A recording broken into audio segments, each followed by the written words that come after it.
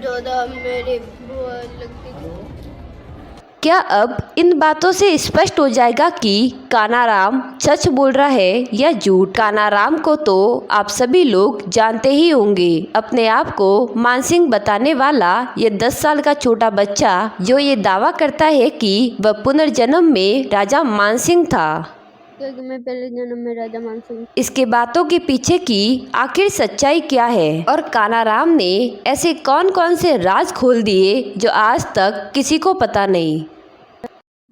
उसका गेट खोल दिया गया। तो इस वीडियो को एंड तक देखते रहिए, क्योंकि हम आपको इस वीडियो में बताएंगे कि कानाराम ने इतिहास के वो कौन कौन से राज खोल दिए हैं और आमेर का वो ऐसा कौन सा राज है जो किसी को नहीं पता, और माँ शिला देवी का वो गुप्त रहस्य जो उस रहस्यमयी दरवाजों के पीछे बंद है। तो चलिए वीडियो शुरू करते हैं। राजस्थान में ये चौंका देने वाली खबर अब हर जगह पर पानी की तरह फैल गई है। इस खबर ने हर किसी को सोचने पर मजबूर कर दिया। राजस्थान के टोडा रायसिंह इलाके में एक छोटा सा गांव है जहां पर लोगों की जिंदगी बहुत ही सिंपल और साधारण तरीके से चलती है। अब वही जगह अचानक चर्चा का केंद्र बन गई है और इसका कारण है सिर्फ एक 10 साल का बच्चा कानाराम बैरवा। लेकिन अब लोग इसे इसके नाम से नहीं बल्कि मानसिंह के नाम से ज्यादा जानते हैं। ये 10 साल का बच्चा दावा करता है कि ये पिछले जन्म में आमेर का राजा मानसिंह था। पिछले जन्म में राजपूत था। मैं अलग बर्तनों में खाना खा। इसके परिवार का कहना है कि जब कानाराम मात्र 2.5 साल का था तो इसने पहला शब्द मानसिंह ही बोला था। ऐसे राजा मानसिंह की बातें करता है और बहुत पुरानी बातें करता है, हमारे साथ खाना भी नहीं। जब शुरुआत में कानाराम कहता कि वह आमेर का राजा मानसिंह है तो लोग इसे इसकी बात को मजाक में ले लिया करते थे। सभी लोग यही कहते थे कि ये सिर्फ एक छोटा बच्चा है और कुछ भी बोल देता है। इसकी वजह से इसका कोई भी विश्वास नहीं करता था और लोग यही सोचते थे कि शायद ये कोई मनगढ़ंत कहानियां बनाकर ऐसी बातें बोलता है। लेकिन जैसे जैसे समय बीता ये स्थिति और भी गंभीर होती गई।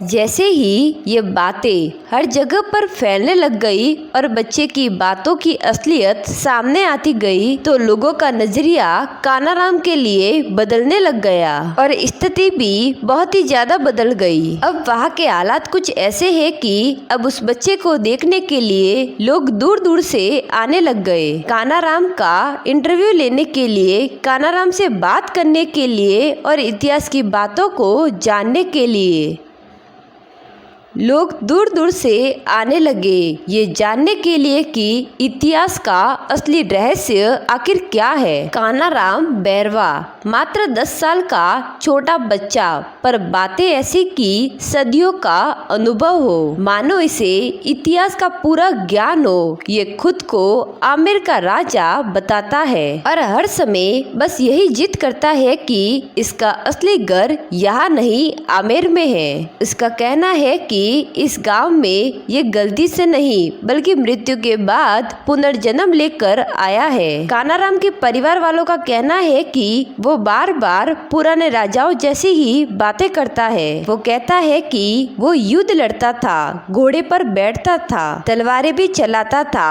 और कहता था कि उसके आदेश से ही सेनाएं चलती थी। जब सभी लोग कानाराम से पूछते हैं कि वह अपने आप को बार बार मानसिंह क्यों कहता है, मेरा पूर्ण जन्म हुआ, तो उसने जवाब दिया कि क्योंकि वो अपने पहले जन्म में मानसिंह ही था। उसका ये बेधड़क जवाब देना सबको चौंका देता है। उसकी आवाज में एक अलग सा ही आत्मसम्मान झलकता है जो सबको उसकी बातों पर भरोसा करने पर मजबूर कर देता है। उसकी बातें सुनने में ऐसी लगती है कि वह कोई कहानी नहीं कह रहा बल्कि अपनी यादों के बारे में ही कह रहा हो। कानाराम बताता है कि उसके 3 भाई थे और 2 रानियां थी।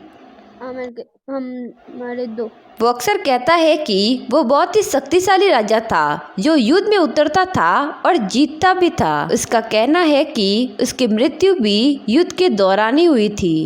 मेरी मौत अनाज की मंडी में हुई थी और इसी के बाद इसका दोबारा जन्म हुआ। उसका कहना है कि वह घोड़े पर बैठकर युद्ध लड़ने जाता था। वही युद्ध का नेतृत्व करता था और कई बार खुद तलवार लेकर युद्ध लड़ने भी जाता था। अब ये सारी बातें सुनकर तो हर कोई इसे मनगढ़ंत कहानी या कल्पना मान सकता था, पर ये कहानी यही नहीं रुकती। इसका एक अहम पहलू अभी बाकी है। जो पहले बातें बताई थी, इसको सुनकर तो लोगों को कुछ ज्यादा विश्वास नहीं हुआ। लोगों को हैरानी तब हुई जब 10 साल का कानाराम ने माँ शीला देवी के बारे में ऐसी बातें बताई जो इस रहस्य को और भी उलझा देती है, क्योंकि मेरे सपने में आती। या ये कहो कि और भी अंदर तक सोचने पर मजबूर कर देती है।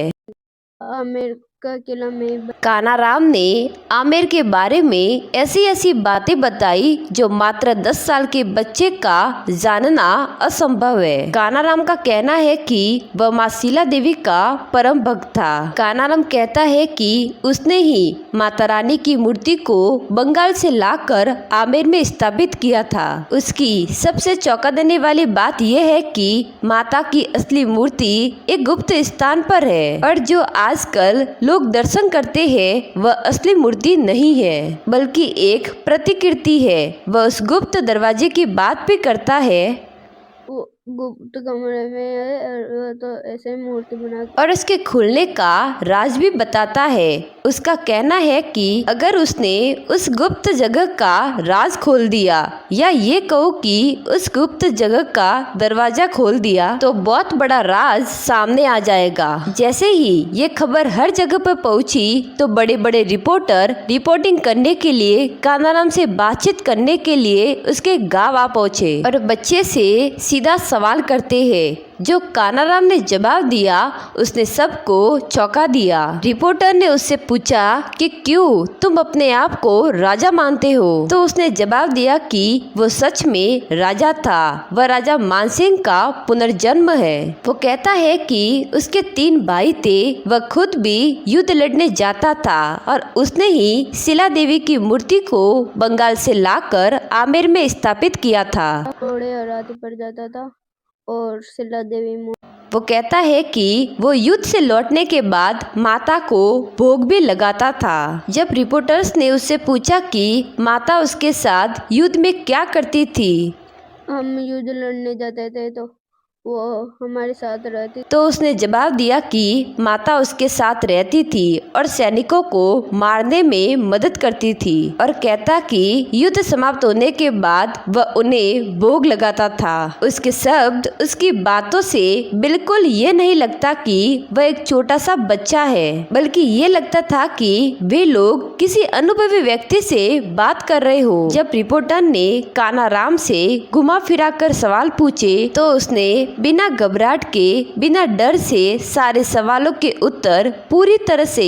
आत्मसम्मान से दिए। जब कानाराम बात करता है तो उसके बातों में, उसके अंदाज में एक अलग ही भाव देखने को मिलता है। मानो ऐसा लग रहा हो कि वह उस जन्म को जी रहा हो। वह जिस तरह से सारे सवालों के उत्तर देता है वह एक साधारण बालक की तरह बात नहीं करता। उसकी बातों में एक ठहराव है और उसके चेहरे पर एक अलग सी गंभीरता। जब परिवार से पूछा गया तो उनके बयान ने सबको चौंका दिया। उनका कहना है कि जब कानाराम मात्र 2.5 साल का था तो उसने खुद को मानसिंह बताना शुरू कर दिया था। बचपन से ही उसने आमेर जाने की जिद लगा ली थी। वो किसी के साथ भी खाना नहीं खाता था। वो कहता है कि वो एक राजपूत खानदान से है। पिछले जन्म में राजपूत था मैं अलग बर्तनों में खाना खा इसीलिए वो दूसरों के घर पर खाना नहीं खा सकता। वो कहता है कि उसे बस आमेर जाना है। उसका रहन सहन, उसकी आदतें लोगों से काफी अलग है। वो अक्सर कहता है कि उसका अब यहाँ पे मन नहीं लगता, उसे आमेर जाना है। उसकी ये बातें असाधारण थी, लेकिन इन बातों में घर वालों को कहीं ना कहीं सच्चाई दिखाई देने लगी। जैसे जैसे ये बातें बाहर आने लग गई और आसपास के गांव में फैल गई, तो दूर दूर से लोग कानाराम से मिलने आने लग गए। कुछ लोग इसे आस्था से जोड़ते थे तो कुछ लोग इसे चमत्कार कहते थे। लोग अपनी समस्या लेकर भी कानाराम के पास आने लगे और परिवार वालों का कहना है कि बहुत से लोगों को इससे राहत भी मिली। बताऊं तो यहाँ पे बहुत पब्लिक भीड़ होती थी।